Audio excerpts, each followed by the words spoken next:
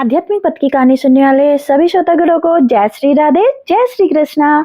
आज के हमारे इस वीडियो में हम सुनाने जा रहे हैं भगवान श्री हरि की कथाएं, भगवान विष्णु की कुछ कथाएं। यहाँ शिव और विष्णु के बारे में पौराणिक कथाओं में 3 दिलचस्प कहानियां पेश हैं। जब शिव का घर विष्णु ने ले लिया, जब विष्णु ने शिव को मुश्किल से बचाया और अंत में विष्णु की शिव भक्ति के एक दिल को छू लेने वाली है ये कहानी। क्या आप बद्रीनाथ की कहानी जानते हैं? यह वो जगह है जहां शिव और पार्वती रहते थे। ये उनका घर था। एक दिन नारायण यानी कि हमारे विष्णु भगवान जी नारद जी के पास गए। विष्णु के पास नारद गए और बोले, आप मानवता के लिए खराब मिसाल हैं। आप हर समय शेषनाग के ऊपर लेटे रहते हैं। अपनी पत्नी लक्ष्मी हमेशा आपकी सेवा में लगी रहती है और आपको लाड करती रहती है। इस ग्रह के अन्य प्राणियों के लिए आप अच्छी मिसाल नहीं बन पा रहे हैं।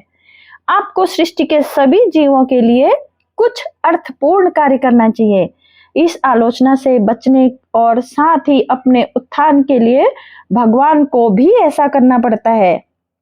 विष्णु जी तप और साधना करने के लिए सही स्थान की तलाश में नीचे हिमालय तक आए। वहां उन्हें मिला बद्रीनाथ, एक अच्छा सा छोटा सा घर जहां सब कुछ वैसा ही था जैसा उन्होंने सोचा था। साधना के लिए सबसे आदर्श जगह लगी उन्हें यह। वह उस घर के अंदर गए। घुसते ही उन्हें पता चल गया कि यह तो शिव का निवास है और वह तो बड़े खतरनाक व्यक्ति हैं। अगर उन्हें गुस्सा आ गया तो वह आपका ही नहीं खुद का भी गला काट सकते हैं।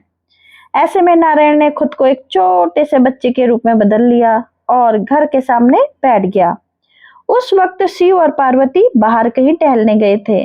जब वे घर वापस लौटे तो उन्होंने देखा कि एक छोटा सा बच्चा जोर जोर से रो रहा है। पार्वती को दया आ गई। उन्होंने बच्चे को उठाने की कोशिश की। शिव ने पार्वती को रोकते हुए कहा, इस बच्चे को मत छूना। पार्वती ने कहा, कितने क्रूर हैं आप, कैसी नासमझी की बातें कर रहे हैं। मैं तो इस बच्चे को उठाने जा रही हूँ, देखिए तो कैसे रो रहा है। शिव बोले, जो तुम देख रही हो उस पर भरोसा मत करो। मैं कह रहा हूं ना, इस बच्चे को मत उठाओ।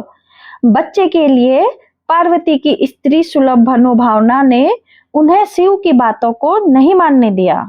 उन्होंने कहा, आप कुछ भी करें, मुझे कोई फर्क नहीं पड़ता। मेरे अंदर की माँ बच्चे को इस तरह रोते नहीं देख सकती। मैं तो इस बच्चे को जरूर उठाऊंगी।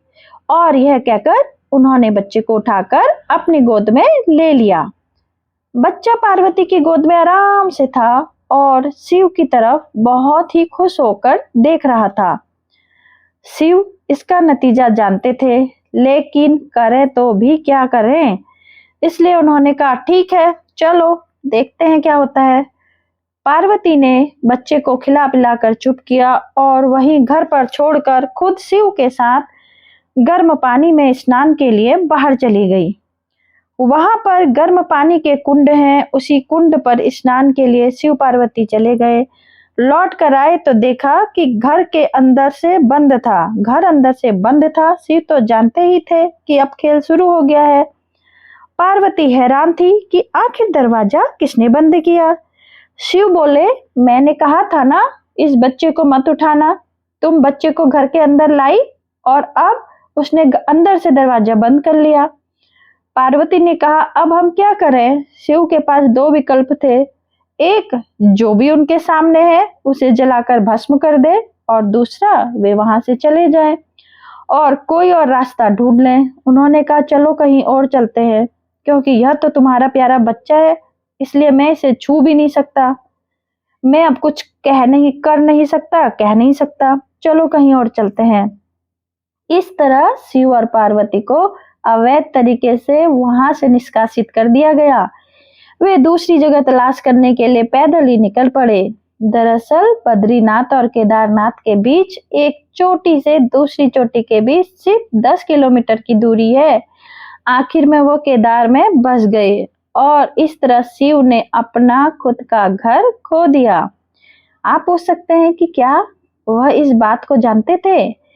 आप कई बातों को जानते हैं, लेकिन फिर भी आप इन बातों को अनदेखा कर उन्हें होने देते हैं। हमारी अगली कहानी की श्रृंखला में है विष्णु भगवान की कहानी।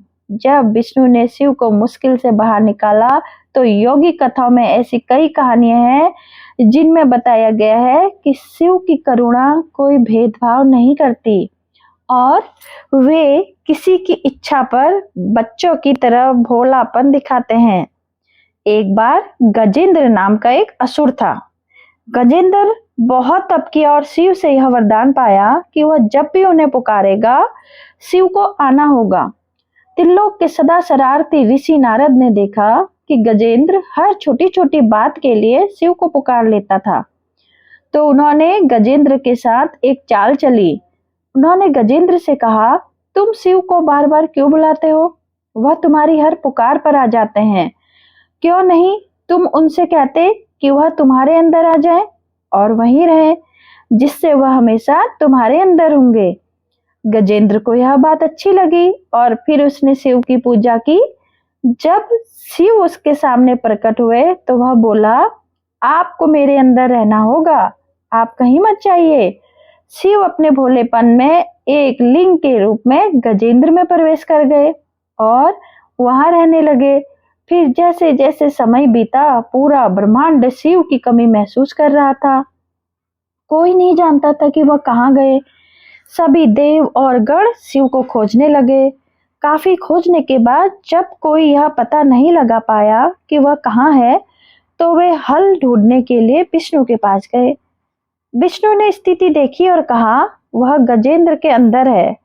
फिर देवों ने उनसे पूछा कि वे शिव को गजेंद्र के अंदर से कैसे निकाल सकते हैं, कि गजेंद्र शिव को अपने अंदर रखकर अमर हो गया था।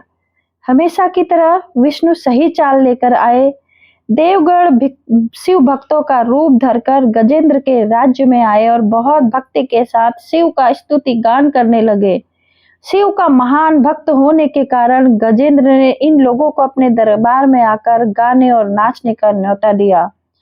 शिव भक्तों के वेश में देवों का यह दल आया और बहुत भावनाओं के साथ, बहुत भक्ति पूर्व वे शिव के लिए भक्ति गीत गाने और नाचने लगे।